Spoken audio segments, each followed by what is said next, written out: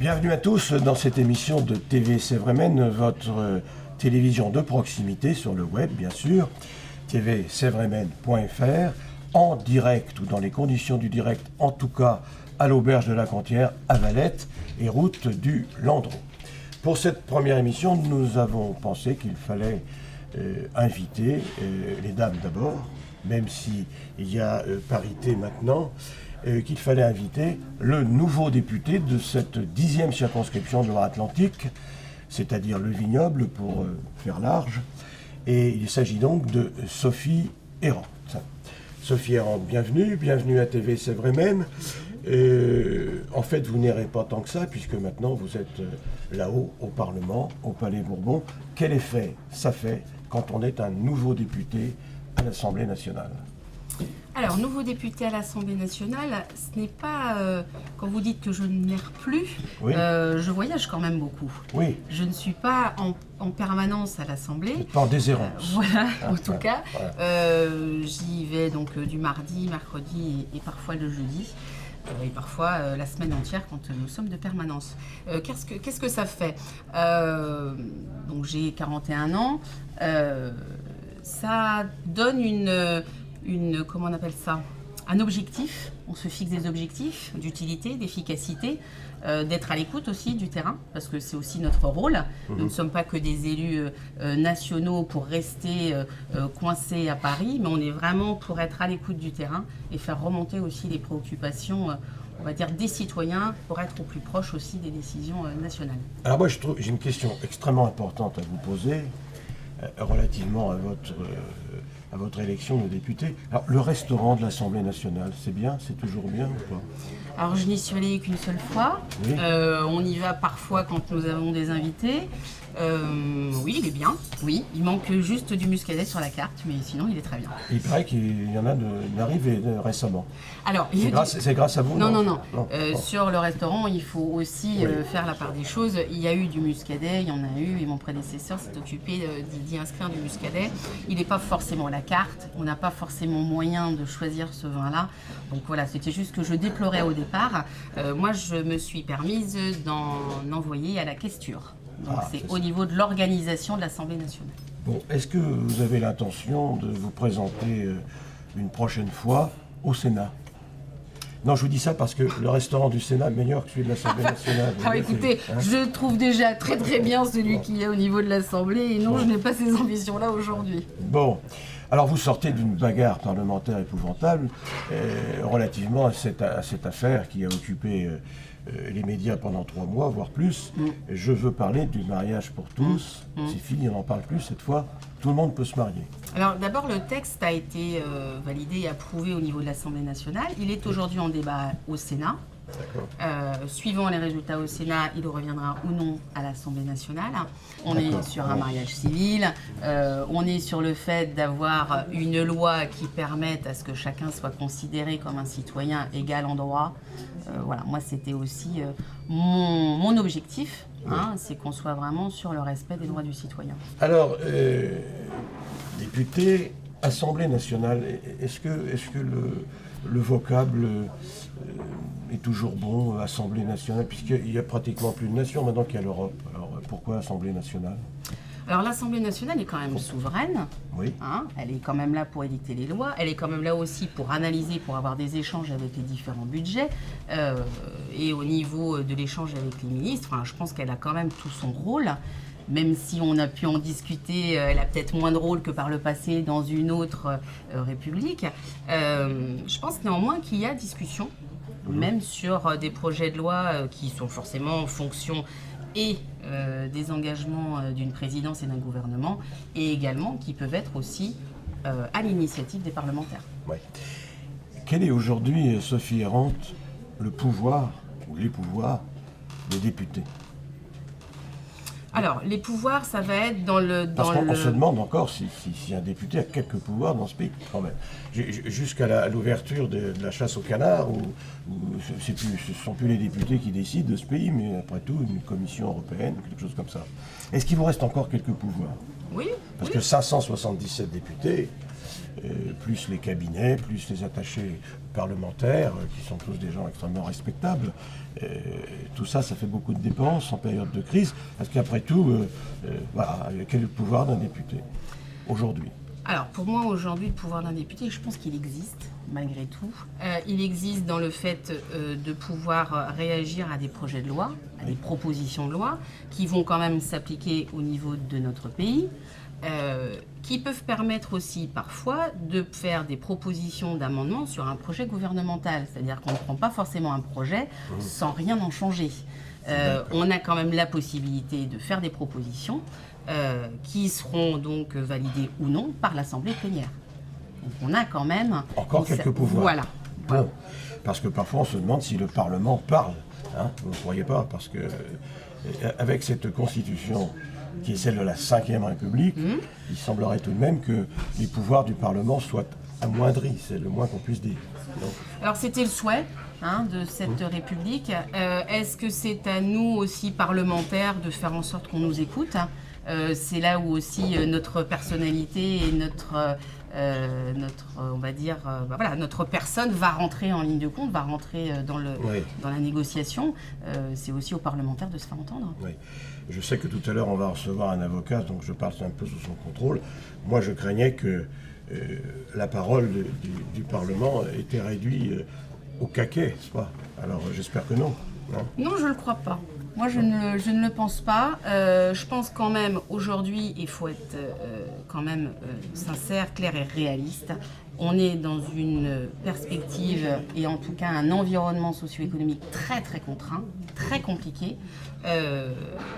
Voilà, on n'est pas non plus dans une période où on peut, d'une manière, on va dire, autonome, pouvoir partir dans tous les sens.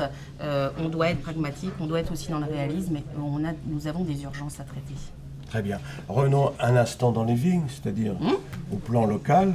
Et il est question d'une réforme territoriale, il est question d'amoindrir ou de non-cumul de mandats. Quelle est votre opinion là-dessus?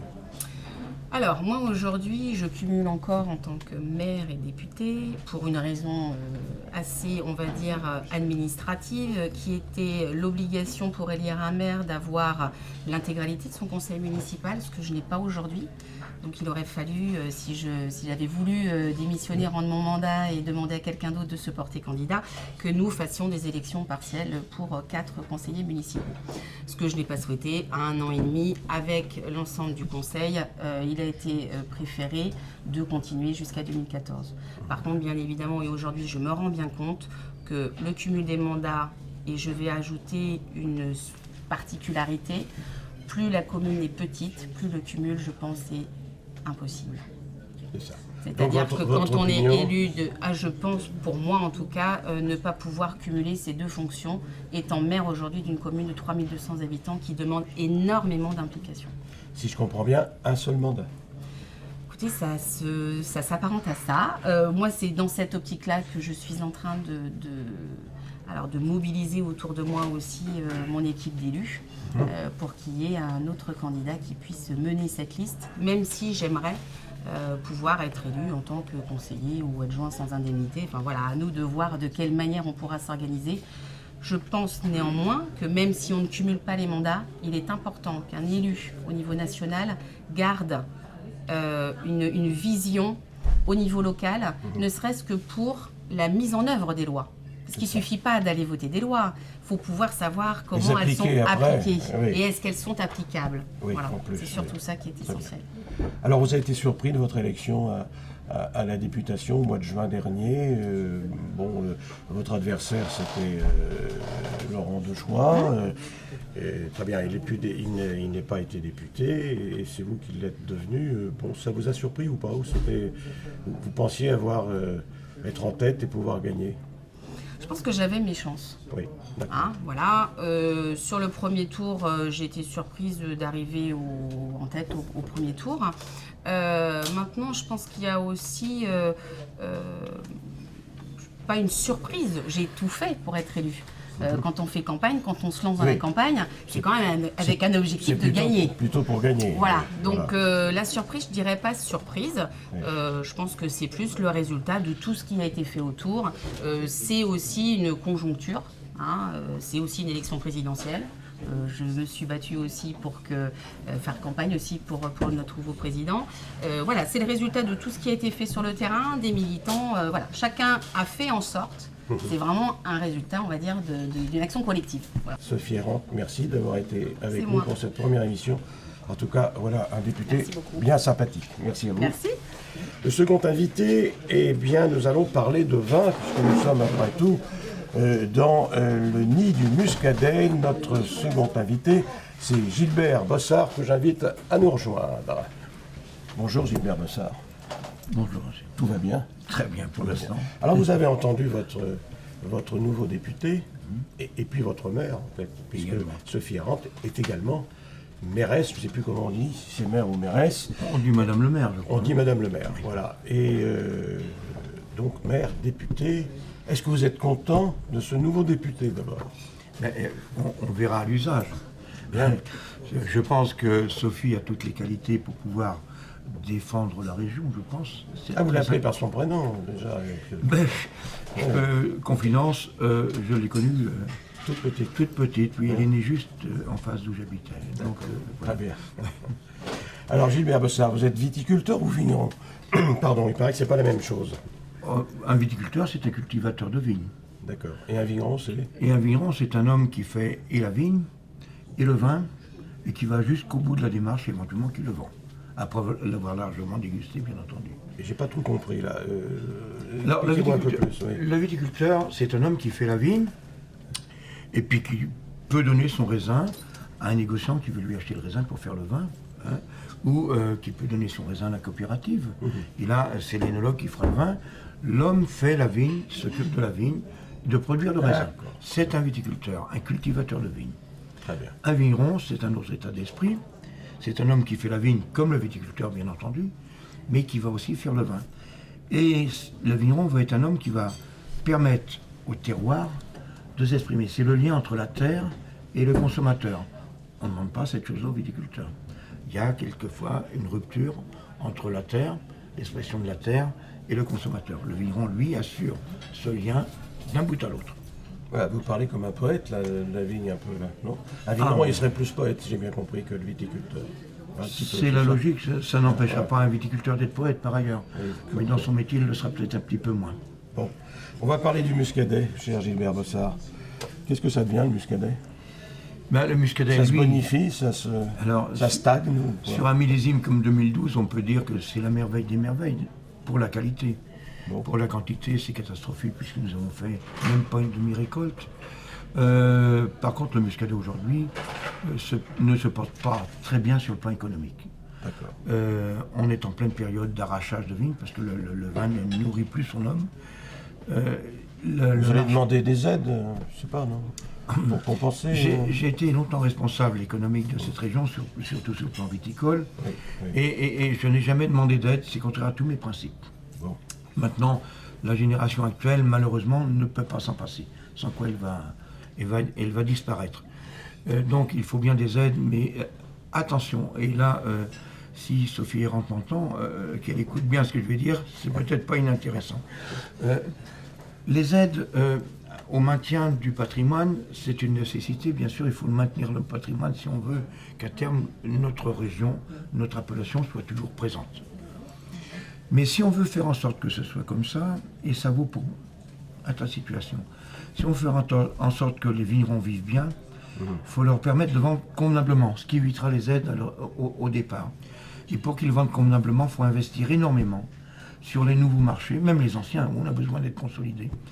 Et les investissements qui sont faits au départ pourraient éventuellement être faits au moment de distribuer, de communiquer sur le produit. Le muscadet est un vin unique et je ne dis pas qu'il est meilleur, je le pense, mais je ne le dis jamais. Hein. Mais il est vrai que le muscadet est un vin bien particulier qui se vend... Ça c'est vrai pour être particulier. Oui, et il est quand même d'un joli niveau de qualité quand même. Moi je supporte la comparaison, quand je dis moi, le muscadet supporte la comparaison avec n'importe quelle appellation de vin blanc sec en France, voire à travers le monde. Et tout ça pour dire que ce vin-là est unique et on ne sait pas communiquer dessus. Le grand défaut de notre région, c'est la communication. Tout le monde s'applique à travailler dans les vignes au mieux, faire le meilleur vin possible, et au bout du compte, on a quelques difficultés à communiquer sur un produit d'exception. Ça m'étonne. Et là, peut-être qu'on a besoin d'aide, puisqu'on ne sait pas faire nous.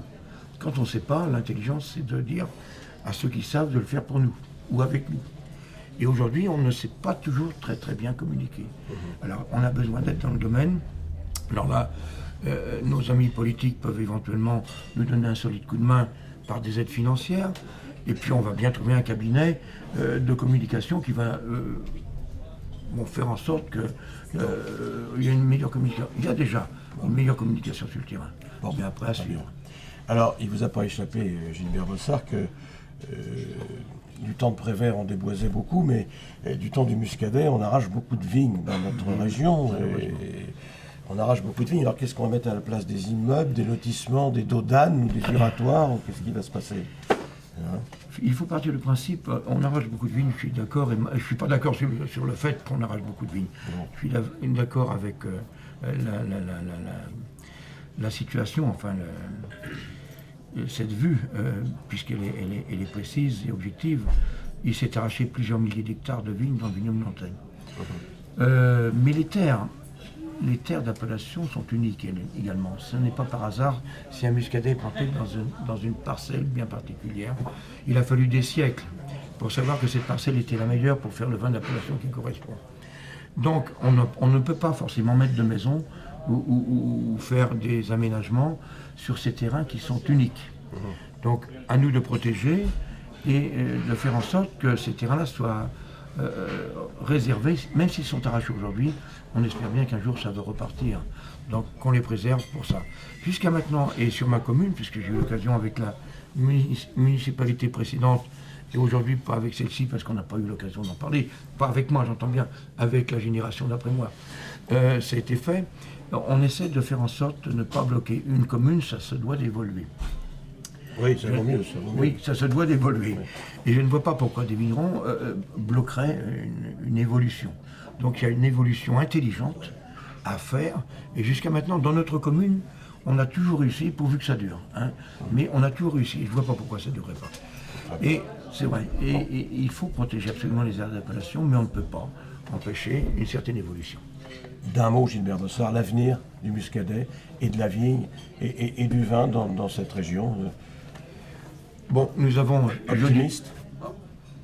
C'est dans ma nature d'être optimiste, mais aujourd'hui je suis quand même un petit peu inquiet. Si on n'arrive pas à trouver les contacts extérieurs qu'il faut trouver absolument pour redynamiser la vente, le grand problème du muscadet, c'est que 70% au moins, peut-être même 80% des vins, des muscadets se vendent en GD. Je ne veux pas faire le procès de la GD, puisqu'ils nous vendent une partie de notre vin. Mais dans quelles conditions? C'est là le problème. Aujourd'hui, une décision a été prise par les grands patrons de GD de ne pas bouger les prix d'achat de quelques produits que ce soit, pas spécialement pour le vin. Est-ce que ça correspond bien à une réalité du terrain? Est-ce que ces gens-là, on ne devrait pas un jour les amener à essayer de comprendre? Ça m'étonnerait, ils ne comprennent souvent que la valeur de l'argent. Est-ce que ça peut leur apporter? Mais c'est bien dommage. S'ils savaient qu'en travaillant convenablement, ils pourraient gagner plus d'argent, s'ils savaient qu'en travaillant avec les négociants et les vignerons de notre région, ils pourraient gagner plus, parce que c'est ce qui les intéresse apparemment, pas de servir le peuple, mais gagner plus. Mais je pense qu'on pourrait trouver un terrain d'entente où tout le monde s'y retrouverait. Eh bien, j'espère que le message sera écouté et reçu. Gilbert Bossard, voici un de vos produits. J'espère que... C'est un muscadet Sévremen sur lit, oui, mais comme il y en a c'est comestible, quelques dizaines, c'est tout à fait agréable. Je ne sais pas si on aura le droit d'y goûter. Bon. Vous avez cette chance d'avoir la bouteille, vous. Oui. Moi, j'ai un verre plus loin là-bas, éventuellement. Bon, écoutez, voilà. À consommer avec modération. Bien entendu. Comme on dit dans les bonnes télévisions. Merci à vous, Gilbert Bossard, d'être venu nous voir à TV Sévremen. Je vais maintenant demander à Philippe Maire de nous rejoindre. Je vous appelle maître, puisque vous êtes avocat au barreau, avocat à la cour. On dit parfois de basse-cour, non, mais ça, non, c'est une... Ni derrière les barreaux, non. Ni derrière les barreaux. Alors, Philippe Maire, qui est notre invité, parce que c'est pas parce qu'il est avocat qu'il est ici, c'est parce que ce consul de Roumanie que nous avons avec nous, vous avez été aussi consul de Roumanie. Jusqu'en juillet dernier. Jusqu'en juillet dernier, avocat, consul de Roumanie, mais surtout, c'est ce qui nous intéresse, écrivain, puisque Philippe Maire vient de signer et de produire son dernier livre, Le Singe Vert, que je vous présente à la caméra. Voilà. Alors, le singe vert, il n'y a pas beaucoup de singes dans la 10e circonscription de Loire-Atlantique, en liberté.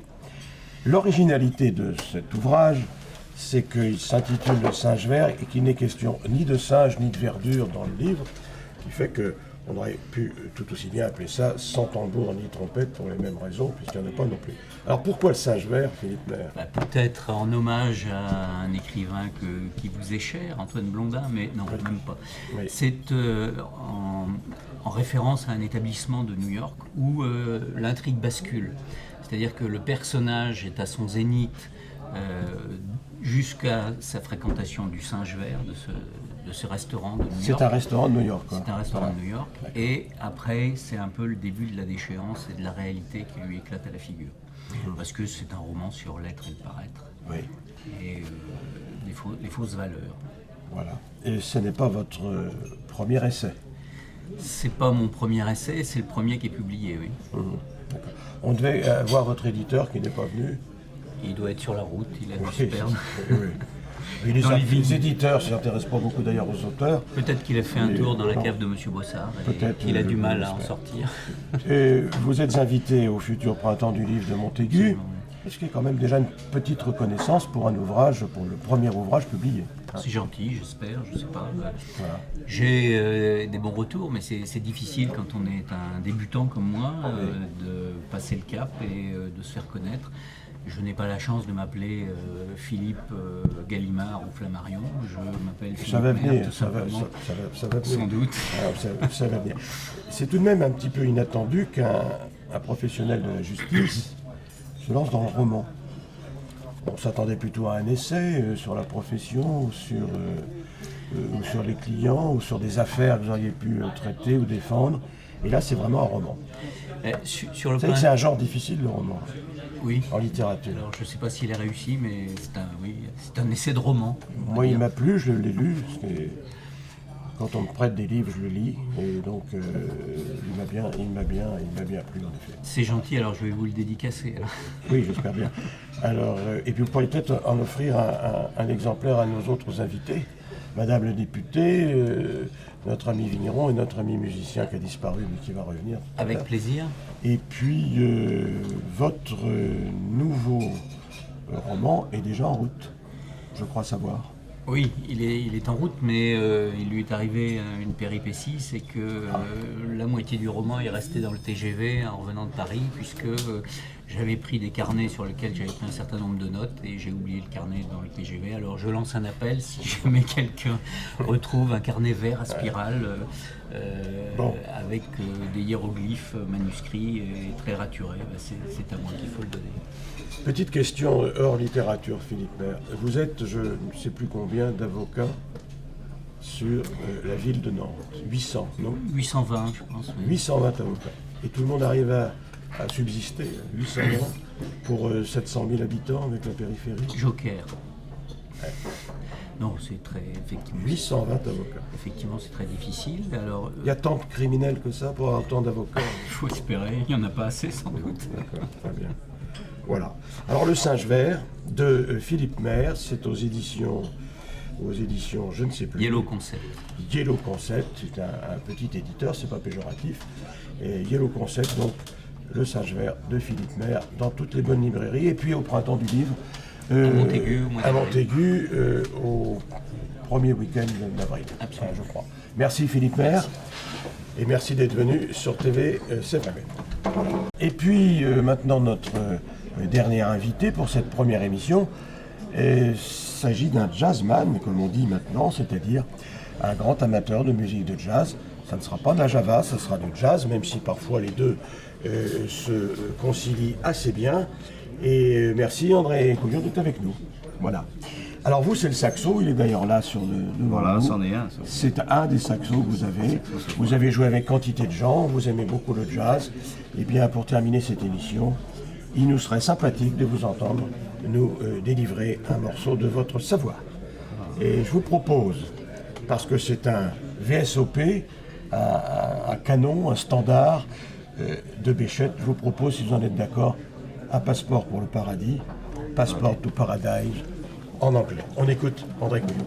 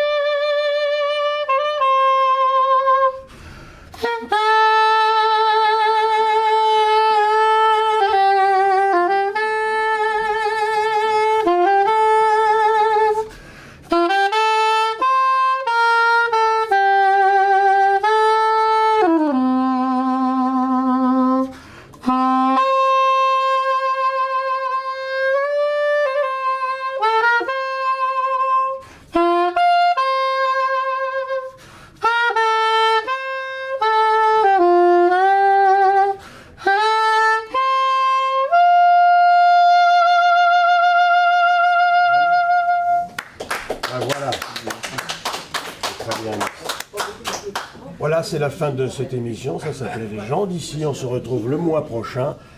Et ne ratez pas TV Sévramen. Merci à nos invités. Politique avec Sophie Errante, économie avec Gilbert Dossard, littérature avec Philippe Maire et musique et jazz avec André Couillot. Merci à tous et merci de votre fidélité à TV Sévramen.